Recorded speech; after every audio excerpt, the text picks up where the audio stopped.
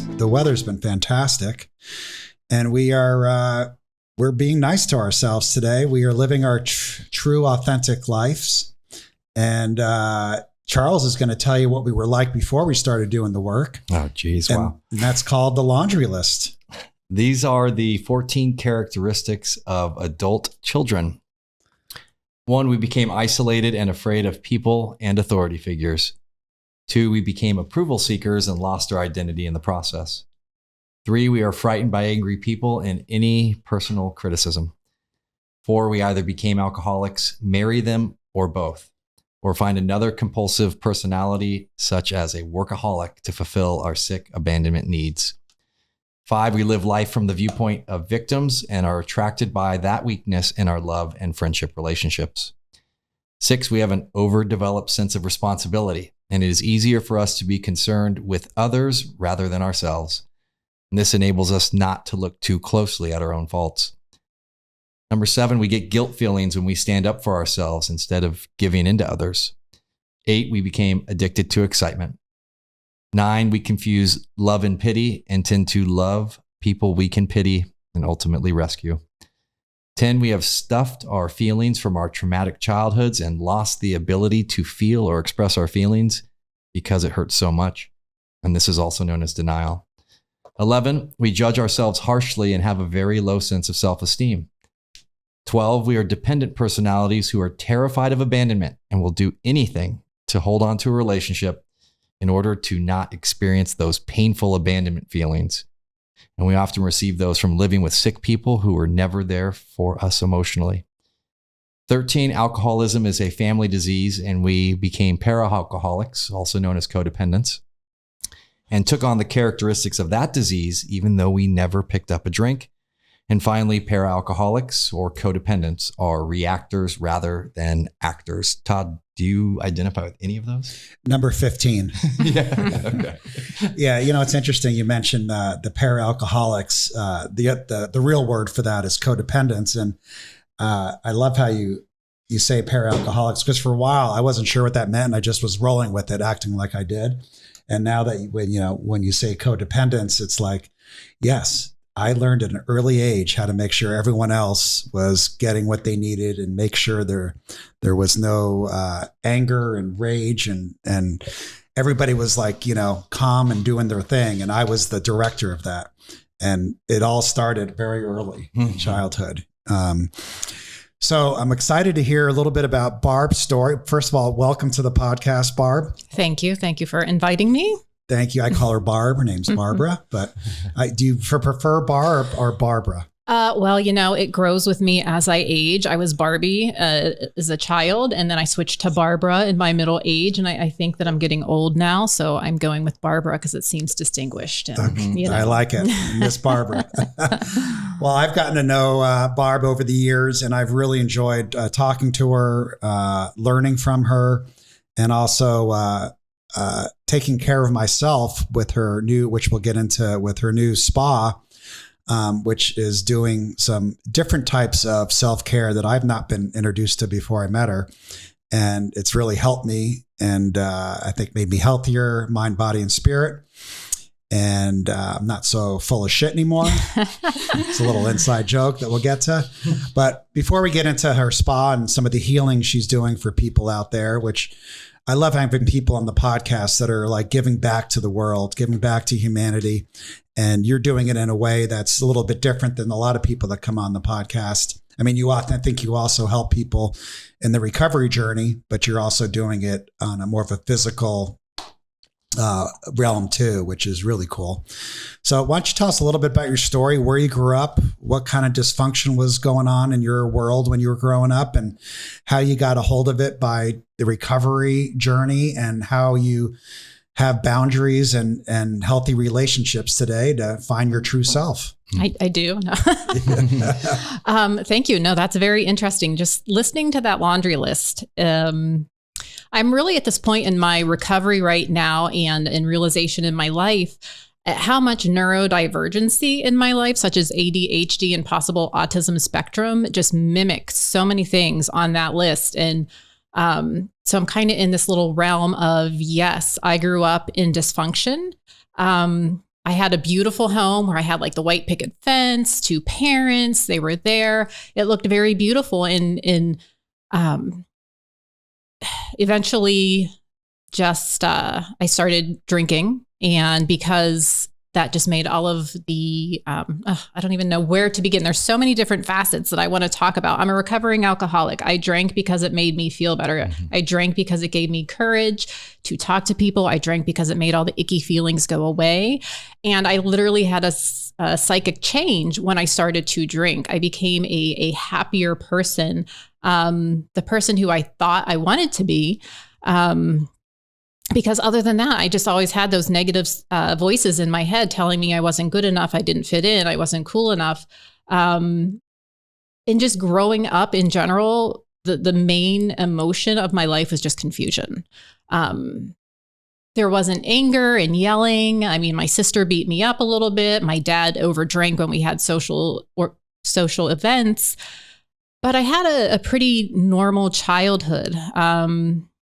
Looking back, my dad was a veteran of the Vietnam War, so he had his trauma. My mom grew up in a very dysfunctional environment where she was what we would also call as an Al-Anon, and she brought the TISM to our home.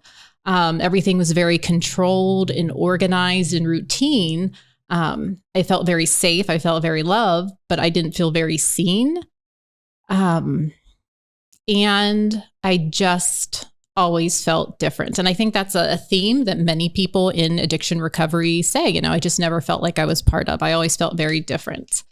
So when you say you didn't feel like you were seen, would that be like considered sort of the invisible child, the one who was like not in trouble, but you were just like not noticed?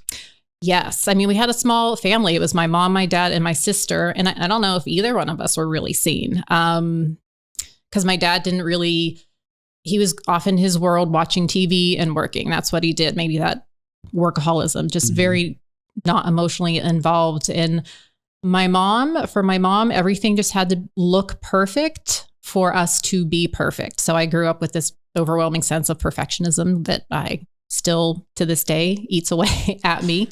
So you equate that to the current, inner critic. Yes, yeah, absolutely. And then just all the things that I continue to do to quench that thirst or quell that voice of this isn't good enough. This isn't good enough. And it's still running my life right now with just all the things that I'm continue to do. So how do you deal with that inner critic now that you have some tools and, you got to stop it at some point, right? Before it gets too big. Yeah. My recovery, I'm almost 14 years clean. Coming into recovery, I did a lot of work at the beginning of my recovery, being super involved and being the GSR of my home group. And, just because I had that perfectionism and I had to do everything right and be the best.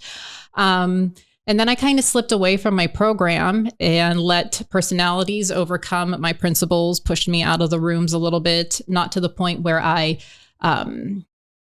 relapsed with drugs, but I definitely ended up with an emotional relapse. And that breakdown that I suffered, I'm still really fighting back from that, stepping away from any sort of recovery. My health was bad. My spirit's bad. Everything was just really terrible at the time. And that emotional breakdown was worse than, the breakdown I had when it took me to the rooms of recovery to begin with.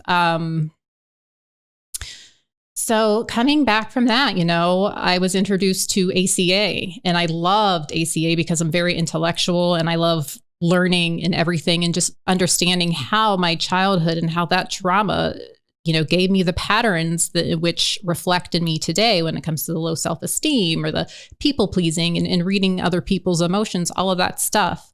But in the meantime, prior to that emotional breakdown, part of that emotional breakdown was me getting my doctorate, and my doctorate focused on the executive dysfunction, the cognitive factors when it comes to recovery from addiction, and how the brains of many addicts are not fully developed and dysfunctional because we don't have the cognitive fortitude to function like a normal, typically developed adult does. And so that I see that in people with addiction recovery. And I think that's why a lot of people relapse, because when you have your executive dysfunction, you're not able to control your emotions. You're not able to organize. You're not able to plan your life. So everyday activities seem very difficult. And when something happens and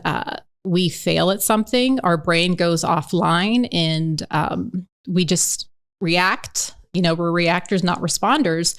And that's when we get ourselves in trouble reacting to things. So my research showed me that we have this executive dysfunction and that it does negatively impact people in recovery, young adults. But it's also one of the main features of ADHD and autism. And I think people are so underdiagnosed in recovery with ADHD and autism, and understanding that their brains function differently. And so that's kind of where I am right now. Just with myself, trying to understand, okay, is this quality I exhibit, is this from childhood trauma, or is this from ADHD or something like that? And the interesting part is it doesn't matter right now which one it is, because I found the answer to be in my recovery, doing my step work in my recovery and figuring out, what the steps kind of help me do. Surrender. So becoming aware of what my thought patterns are, accepting that I'm having them. I'm the one that's going to look to see, is this because I was traumatized or addiction runs in my family, or is this because I have ADHD? It doesn't matter. I'm having these thoughts right now that are driving me crazy. And then I have to take my action and just stop my thinking, or pray, or make a decision to not make a decision. So regardless of what caused my trauma in my childhood, I have to take actions today to not continue to suffer and to be able to thrive. Yeah, I love that word surrender, because in ACA, it's very confusing, because it's like, we have to surrender to people, places, and things, but we also have to decide and set boundaries on who we want to be and who we want in our lives. So there is a form of free will and control there, but also surrendering to outcomes, Mm-hmm. But it's like, no, I'm not going to be treated like that. So I'm not going to have this relationship. I'm not going to take this type of abuse from a relative, say, or somebody in your life. So it's like setting boundaries and playing a bit of God and control in your own life. But also surrendering at a level of like results and what happens in your life, Yes. I don't know which number on the list it was, but it was like not being in touch with your feelings or not knowing what you're feeling. And there's a term for that in the ADHD community called alexithymia, just not being in touch with your emotions, not knowing what you're feeling. And I still struggle with that to this day. I'm a speech language pathologist, and one of my jobs was working with children on the autism spectrum to teach them about feelings. And I remember I was really good at teaching happy, sad, angry, mad. And then to think that there was feelings beyond those, like nuanced feelings, was just crazy to me. And then even years ago in therapy, trying to sit down and do EMDR, I couldn't do EMDR because I could not relate actions that were happening to me with feelings. And just even I did some somatic therapy about feelings. Feelings, they're called feelings because you actually have feelings in your body, like in your stomach hurts. Oh, that's a feeling. That makes me like, I don't know, I'm sad, or my like angry feeling is in my throat because I can't get things out.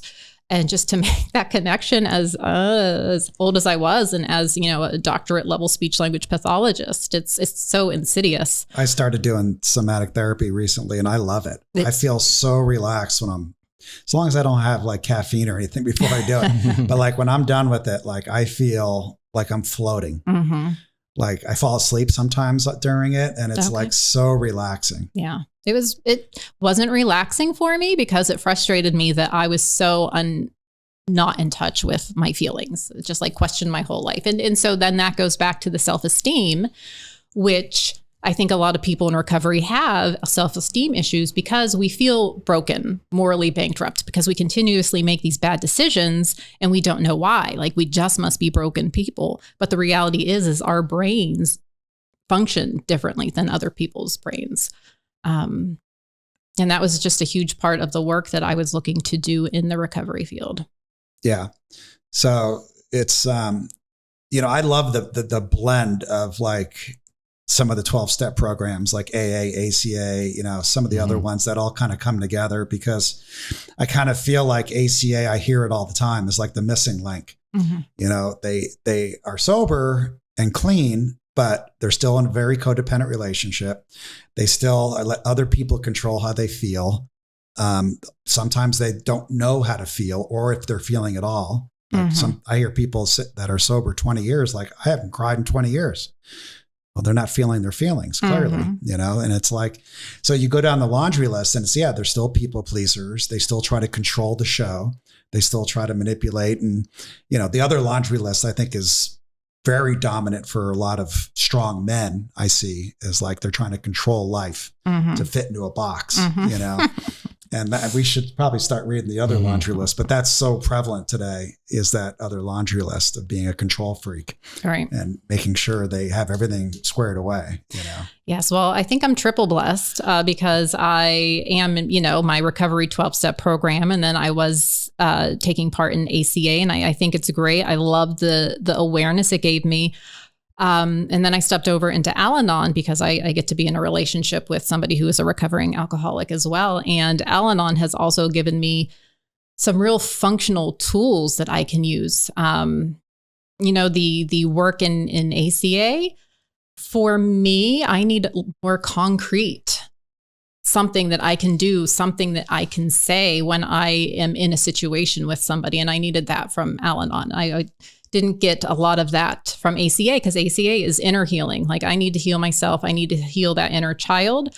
But Al-Anon is how I'm going to relate to other people. And I definitely need a support in that area for myself. Yeah. And the way I look at it today is like, it's hard for me to get angry at people now, because like, it's all just a cry for help. I look at like a relative or a friend or a business associate that, like, I start to get angry. Then I look at them like, oh, I kind of, have some empathy, some compassion. Yeah, absolutely. The trouble in the world today, like every group that, like, political strong group out there, everybody's just so traumatized to the roots that everybody's just angry. And if you just kind of sit back and you look and you're like, oh, if we could just address trauma, then maybe we could be a more loving civilization. Yeah, I mean, we're all the same. We all have that same spirit inside of us, and it's exactly the same.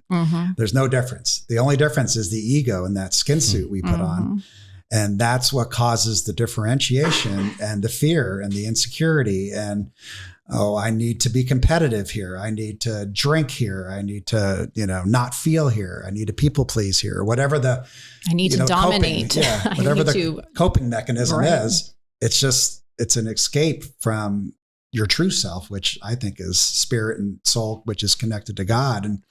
And it's everywhere, and I just think all these recovery, tools that we use, and all the time we talk about it. And for me, I always say, if I just get it out, that's half the battle.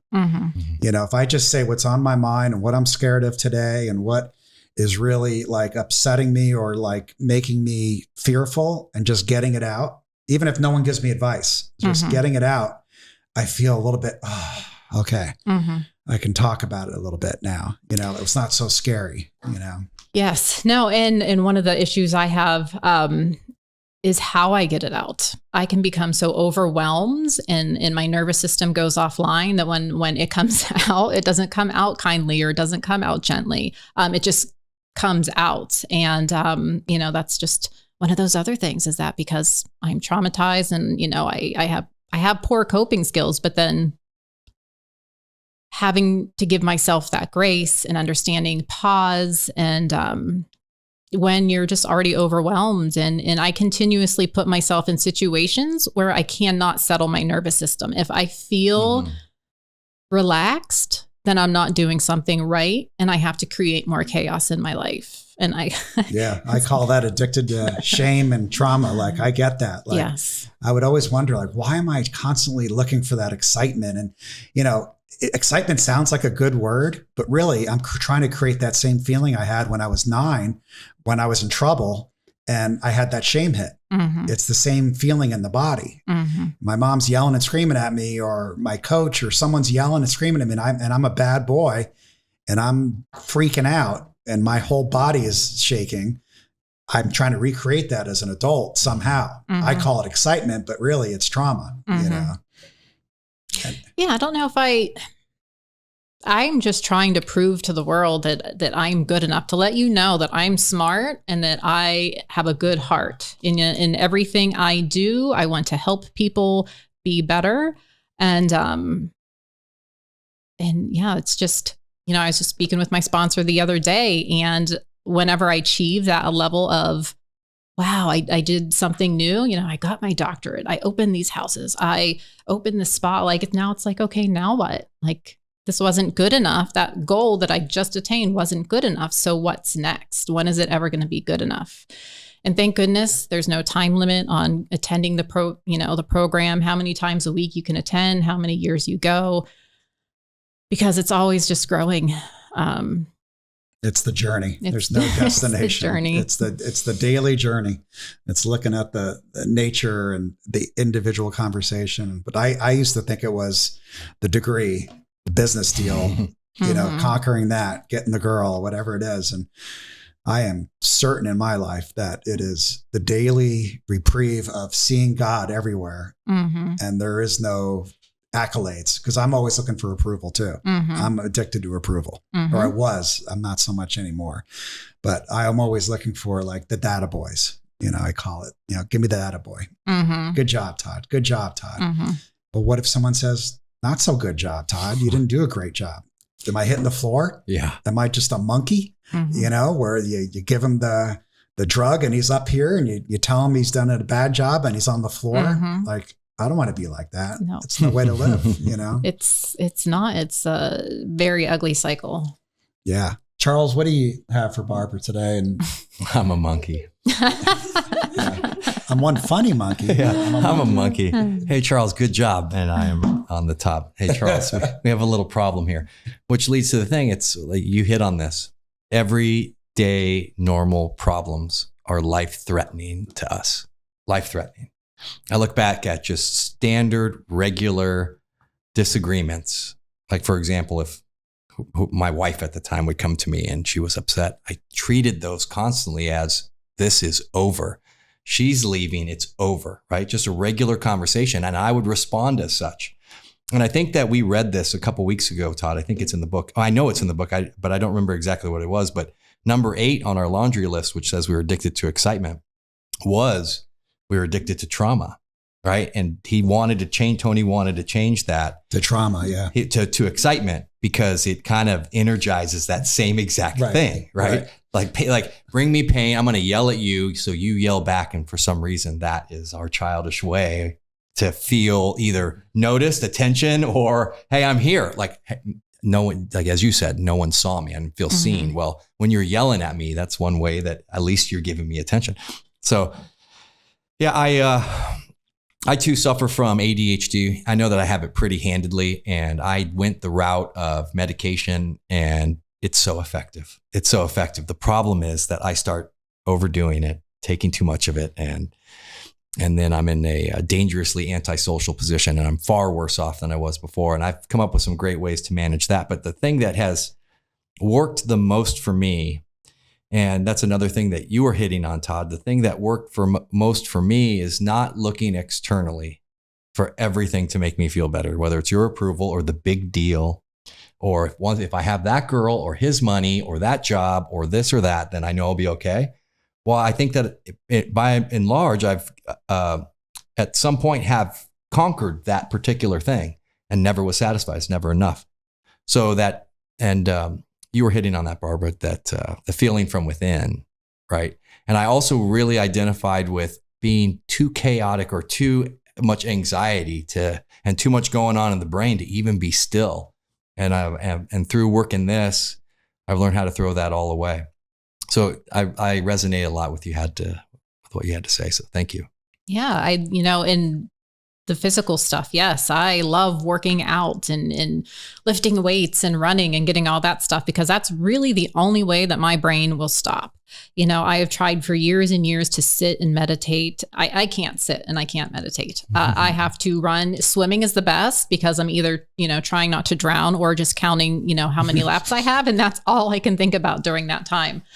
So physical activity is really good when it comes to me and just quieting my mind. But right now I think at a place where I'm pretty far from my higher power and not really having good daily connection with my higher power and in the prayer the connection I used to have. And that's kind of my focus right now. I started doing some Qigong. I have made some friends, and I have a practitioner, and I did a sound healing. And now I have a Qigong practice that I'm supposed to be doing every day.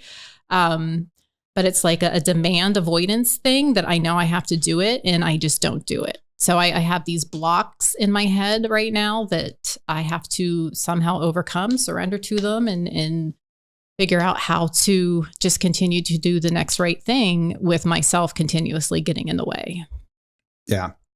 I love the sound baths and something about sound as a healer. Mm-hmm. I used to be like, oh God, a sound bath. Even like songs, right? When a song comes on, it'll just take you back to a different place and a different time, and just so healing. And then of course the healing frequencies, but sound is amazing. Yeah. My mom's in the ED right now, the ER. She's still in there. She fell on Friday night. And she's sitting in her hospital bed on Sunday, and I've been with her there pretty regularly. And she has this tuning fork thing, right? She has this thing, and she's sitting there in the bed, and she's holding it like this, and she's hitting it, and then she's moving it around the areas of her pain. And I'm like, what? I've never seen it. I'm like, what the hell are you doing? And she goes, I'm healing myself.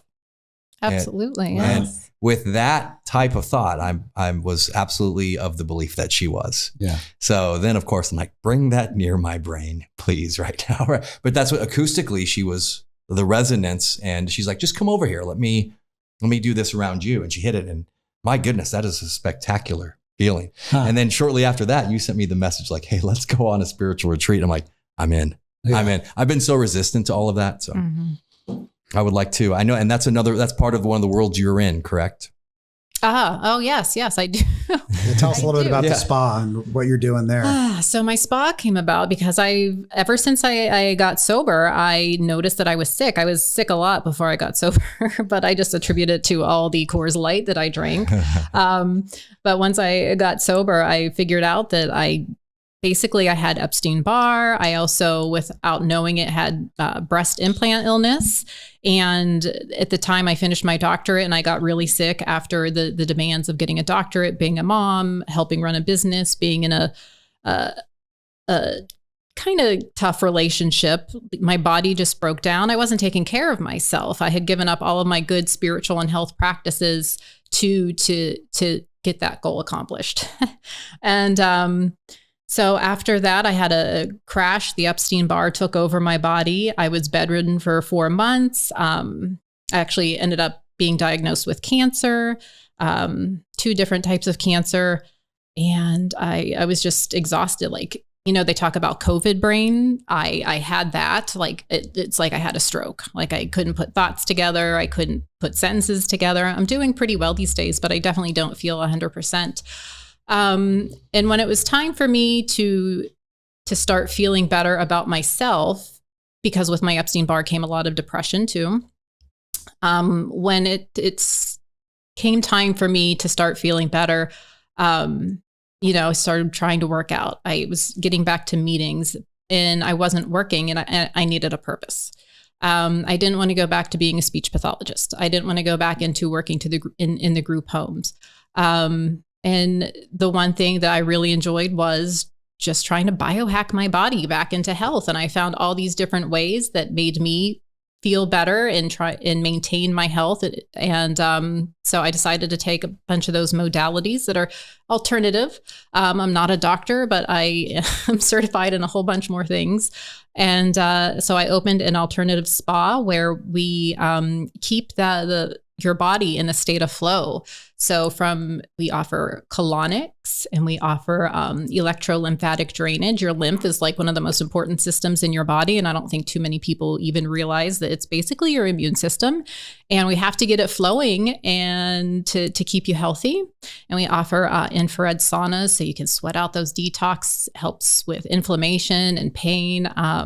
We offer massage. And then I also have an ozone sauna, which is it does so many different treatments in one, but synergistically using all these things together and helping keep your physical body in a state of flow is just going to help, emotionally and mentally keep your body. Yeah. I've been to the spa, I don't know, 4 or 5 times. And I got to tell you, it is a game changer. It goes, I call it another leg in the stool, of the work that I do.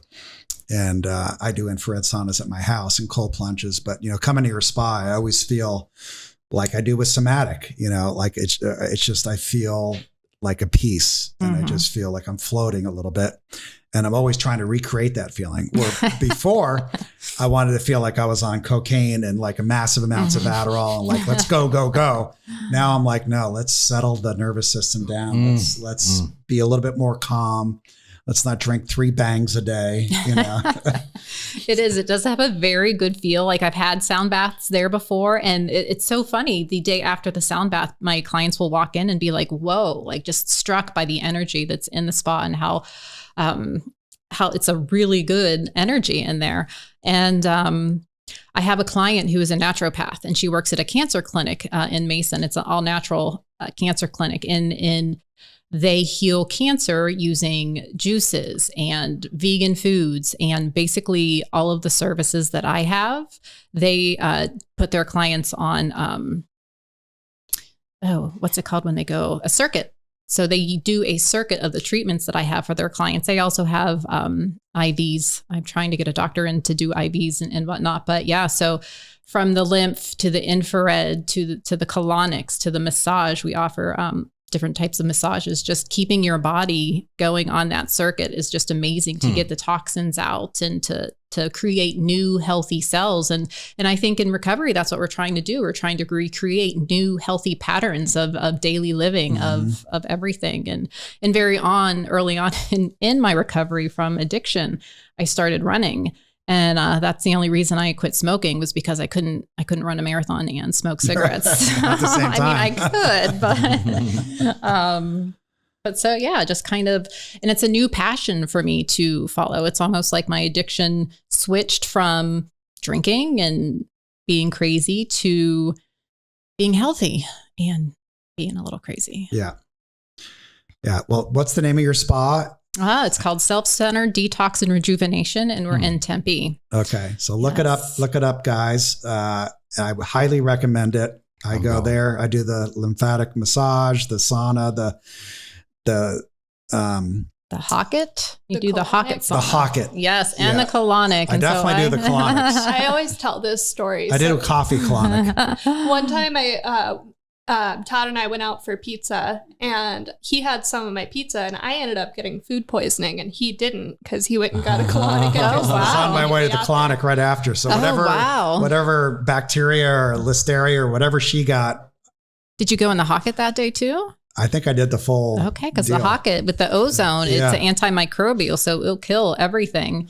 Yeah, I was fine. Yeah, so I was good. Like, I'm sorry. Next time I'll go to the spa if it's a little fishy. Well, thanks for coming on. We really appreciate it. This was a great episode. I always like getting new perspectives, and I've known you a while, and I always learn from you when I talk to you, and I think it's fun to be on the journey with people that want to get better. Absolutely. And, I'm just scratching the surface myself, and I just love being around people that are trying to improve their lives, and just, because at the end of the day, like when we're at the final hour, it's like, how did I do? Did I do good enough? Right. Yeah, exactly. It's back to the monkey. Oh. Yeah. Well, I appreciate it. And we'll have you back on in 6 months and see how you're doing and hear about some of the other alternative therapies that you use and work on. And best of luck to the spa and everything else you're working on. Well, thank you so much. Thank you for having me here today. And this is a wonderful idea. And I'm sure you're helping hundreds and thousands of people out there. Almost millions. That reminds us, please leave reviews at the laundry list. Please email us with questions if you want to come on the laundry list, and review us, rate us, give us 5 stars on wherever you get your podcast, Spotify, Google, Apple, anywhere you're getting your podcast. Please give us reviews, feedback. And if you want to come on, email Soraya. And that email is going to be the laundrylistpodcast@gmail.com. laundrylistpodcast@gmail.com. Thank you. Be nice to my friend this week, and we will see you next week on the Laundry List.